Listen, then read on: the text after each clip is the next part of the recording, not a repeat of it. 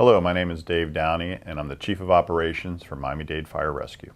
And I'm Patty Frosch, a retired Miami-Dade firefighter and your lead chaplain. We're here today to talk about an important subject that has long been overlooked in the fire service: our ability as firefighters to better recognize and deal with the stressors of our profession. That's right, Patty. As we all know, our ability to successfully fight fire hinges on proper training, equipment, and the development of our own aptitude to use these tools at our disposal. Not surprisingly, we're finding that much is the same when it comes to dealing with stress. In this training video, we will discuss the importance of not only knowing our enemy as it applies to identifying stress, but also opening our eyes to regularly pressure checking ourselves to gauge how well we're doing. Perhaps as important, we will talk about the toolbox at our disposal. Through this, we will better manage one of the most insidious and dangerous enemies we face throughout our career. That is, unrecognized and unmitigated stress. Miami-Dade Fire Rescue, like any other fire department, is a diverse family composed of both uniformed and civilian personnel. Although this video is intended to help mitigate the stressors experienced by the brave men and women that make up our front lines, we felt it important to also recognize and address the needs of the people that diligently work behind the scenes to support operations. Much like a coach who is involved in the competition of his team but can't participate in the actual contest, our fire dispatchers, the operational bridge between the needs of the people we serve and the help we provide them, sit at their consoles many times without any sense of closure and are the recipients of the very real stress of that experience. From the public information team who is tasked with telling our story, to the mechanics who fix our trucks, to the office workers at their various supportive tasks, the facilities team who help make our life easier, to the lifeguards and inspectors tasked with their own life safety mission, this group of dedicated individuals are essential to the well-being and efficiency of our mission. We, your supportive family, will never fully understand the unique pressure that comes with being a firefighter, but we also know that unmitigated stress is an enemy who has no respect of uniform, rank, or profession. The principles discussed in this video are applicable to all, and we are grateful and proud to be considered a part of this great family.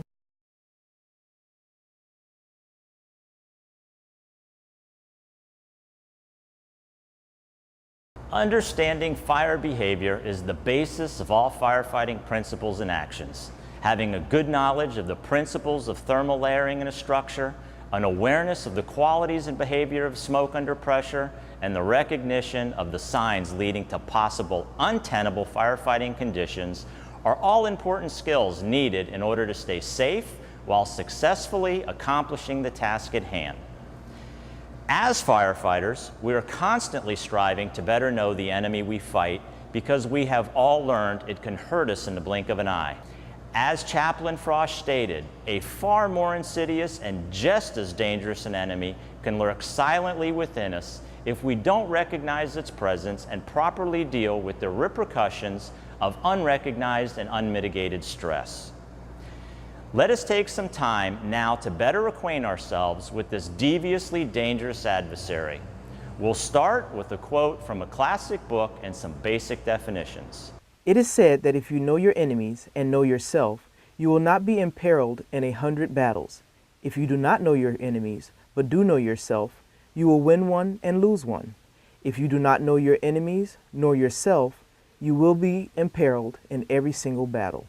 Pressure: the force exerted on a given area. Stress: the physical pressure, pull, or force exerted on one thing to another. Mental, emotional, or physical strain or tension. Eustress: stress deemed helpful or giving feelings of fulfillment. Distress: that which causes pain, trouble, or suffering. Acute physical or mental suffering. Traumatic event or a critical incident: any event that causes unusually strong emotional reactions that have the potential to interfere with the ability to function normally.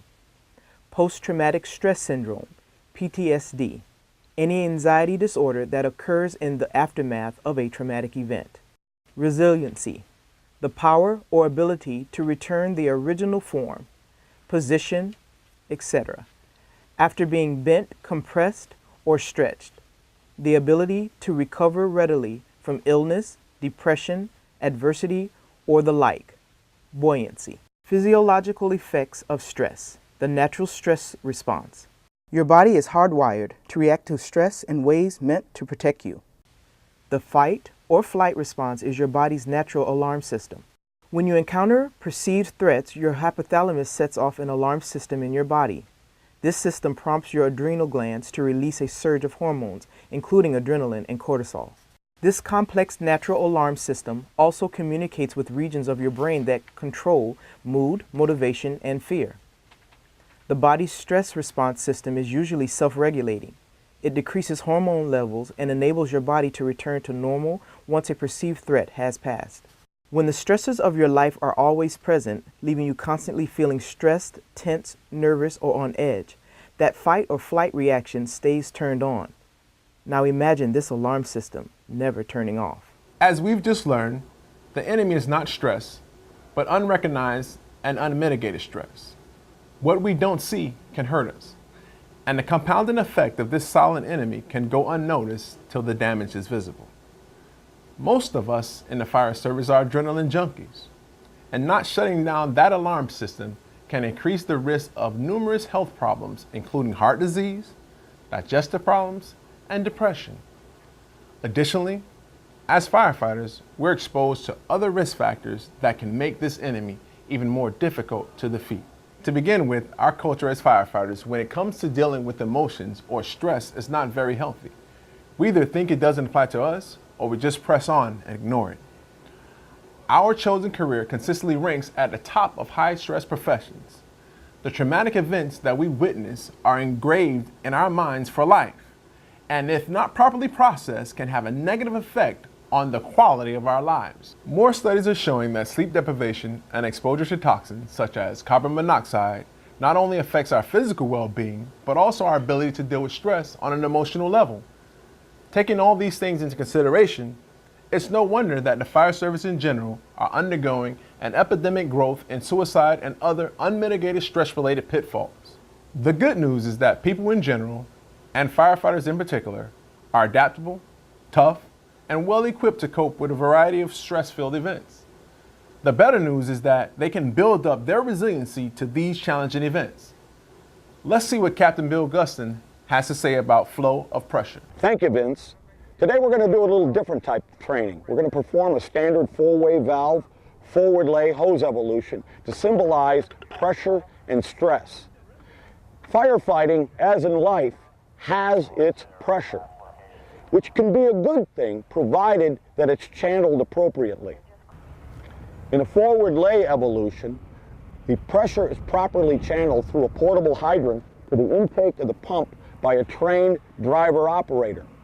Pressure in firefighting can be intense. We all know it because we're all members of this most noble profession. A portable hydrant manifold, as we all know, is an appliance that is used to channel multiple lines of water efficiently and without interruption. It's also equipped with a pressure relief valve. That relief valve is designed to relieve pressure before it can hurt firefighters or hose lines. The obvious analogy here is, how are we dealing with the pressure in our lives? As Captain Guston just demonstrated, every firefighter comes to work carrying a certain amount of normal everyday stress.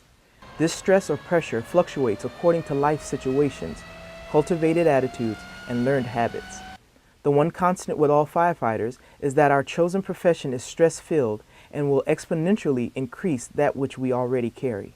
At the end of each day, the goal is that each one of us handle all our lines, professional, emotional, relational, spiritual, and physical, while staying safe in body and sound of mind.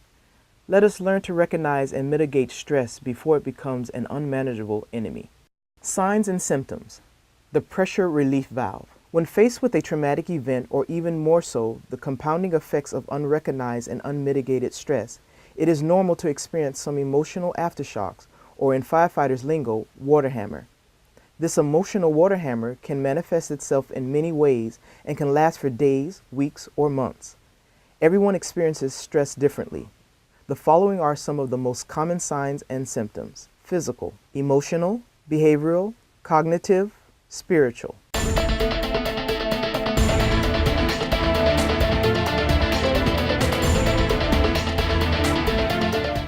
A good officer knows his crew and is aware of their strengths and limitations. In the crucial moments of any emergency, when there is no time to waste, your trust in what you can expect from yourself and those that are with you is as essential to the success of the mission as any tool needed to carry it out. This type of relationship can only be attained by spending that most precious of assets, time. It is in the training, the breaking of bread, the running of calls, and the building of relationships where you come together as a team. Honesty is the best policy. How many times have we heard this expression and identified it with what's said or done towards others?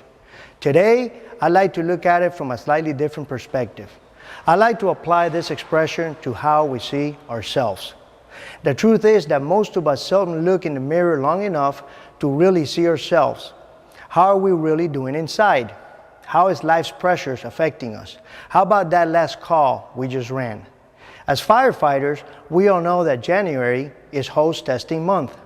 All our hoses are tested to see if they can withstand the pressures they'll be put through. How often do we test ourselves to see how we are doing under pressure? I think it is a fair question to ask. Let's look at a few questions we should all be asking ourselves regularly, which are by no means all-encompassing, but they are a good start. Just a few questions. Have you been told that you've changed by close friends or fellow firefighters? Are your habits such as eating, socializing, or sleeping changing abruptly? Are you bothered by things that don't usually bother you? Do you feel lackluster or dull? Do you feel as if you can't get going and everything is an effort? Are you recalling traumatic events on a weekly or regular basis? Are you experiencing dreams or nightmares about a particular event? Are you starting to become frustrated or angry being dispatched to emergencies? Do you find yourself feeling guilty or grieving a patient who recently died? Have you been feeling tired for no reason? As firefighters, we know there's an appropriate tool for every task we're called to perform. This knowledge or recognition is a learned behavior. It comes from good training and experience. Sometimes the most basic tool is the most effective. The flathead and the Halligan, the bread and butter of firefighting tools. Properly used by a competent crew, it is a quick and effective way to make entry through a door. Other times, more sophisticated tools are needed, such as hydraulic cutters or jaws. Regardless of the choice, the importance of using the right tool can't be overemphasized. It can be the difference between success and failure, and what we do could mean saving a life. As Chaplain Frost said it earlier, with stress, the first task at hand is identify and recognize. Call it out for what it is. Then, as Captain Ochea pointed out, we need to be real with ourselves and each other. If you are hurting, admit it. If we poke a little fun at you, it just means we care. When in doubt, talk it out. Once we've done that, the hard part is over. Now, it's as simple as picking out the right tool for the job. Let's find out what we have inside the toolbox at our disposal. The life we save might be our own. The right tools for the job. Education, know your enemy.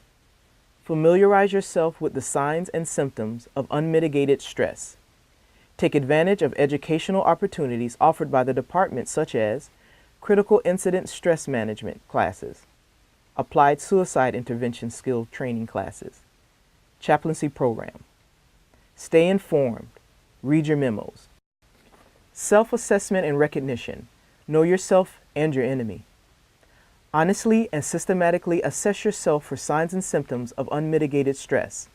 Do a monthly routine pressure check, and whenever you find yourself in an unusually stress-filled period in your life. If you are not sure, reach out. Avoid isolation when not feeling whole. When in doubt, talk it out. Accountability. Build strong relationships. Identify and commit to having an accountability partner, stress buddy, whom you will openly share with regularly. Avoid speaking in generalizations when you are sharing with your accountability partner. Give permission to those that know you and have a close relationship with you to reach out when they notice something different about you. Take an active role and helping to change the department's culture, making it a more open and safe place to speak about the emotional challenges of our profession.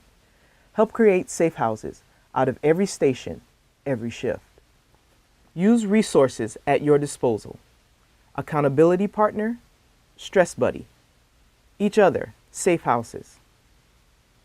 MDFR chaplaincy.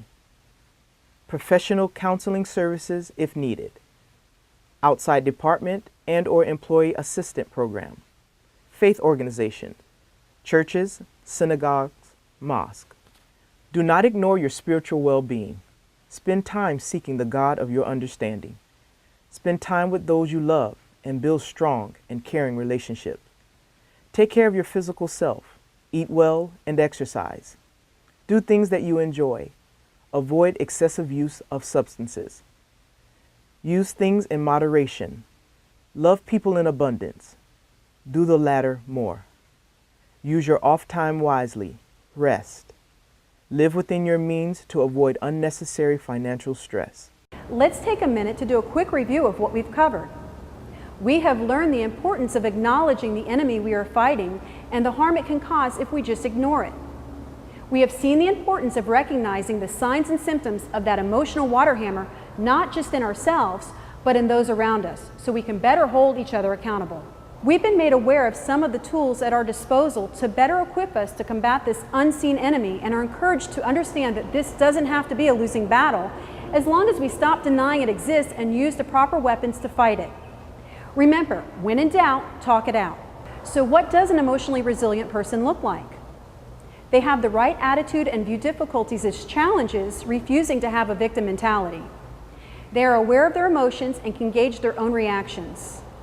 They strive to be in control of their responses to circumstances and not the other way around. They cultivate spiritual well-being, maintain a sense of humor, and embrace self-care through actions such as eating healthy and exercising. Finally, they approach obstacles with optimism and never give up. Success in anything is always associated with perseverance, and fighting stress is no different. Remember that building emotional resiliency is a lifetime commitment, not a one-time event. For a final word, I leave you in the capable hands of Fire Chief Shorty Bryson and Local 1403 President Rowan Taylor. In our own department and the fire service in general, our culture has led us to passively witness the ongoing damage brought on by unmitigated stress, often sweeping it aside, too embarrassed or afraid to recognize it in ourselves or in our fellow brothers and sisters. Too often, we've had to deal with the tragic loss of suicide and the heart-wrenching pain associated with it. The time to actively fight this enemy is long overdue, and the fight begins with each of us. We must hold each other accountable and reinvent ourselves and the culture within our stations. No one is helped when we look the other way or choose to cover what should be brought out to light. That's right, Rowan. We know that it is in isolation where this enemy gains strength, and if that's the case, we must resolve to care enough to share. We must care enough to risk reaching out both when we need help and when we can be of help. Let us resolve to stay safe beyond the call and to be there for one another both in the fire and out of it. If we know anything to be true, it's that we need each other, because in the end, We're all in this together.